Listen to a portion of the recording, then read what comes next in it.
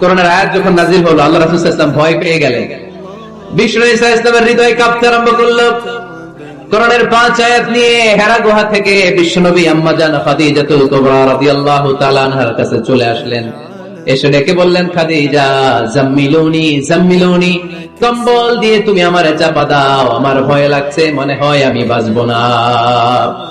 আম্মা জান খাদিজা বললেন, কি হয়েছে আপনার? বিশ্বনবী বললেন, বিশাল বড় একটা লোক কোরআনের 5 আয়াত নিয়ে এসেছে। ওই লোকের পা হেরা গুহার মধ্যে, মাথাটা আকাশের উপরে, এত বিশাল সত্তা, বিশাল কোন মানুষ জীবনে আমি দেখি নাই। এসে সে পরিচয় দিয়েছে সে নাকি জিব্রাইল ফেরেশতা। বিশ্বনবী বললেন, মনে হয় আমি বাঁচবো না, আমার জ্বর চলে এসেছে, আমার হৃদয়ের মধ্যে কাঁপুনি শুরু হয়েছে, তুমি আমারে কম্বল দিয়ে চাপা দাও।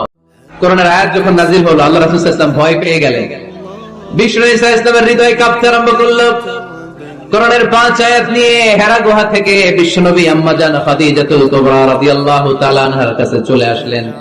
এসে ডেকে বললেন, খাদিজা জাম্মিলুনি জাম্মিলুনি, কম্বল দিয়ে তুমি আমারে চাপা দাও, আমার ভয় লাগছে, মনে হয় আমি বাঁচবো না।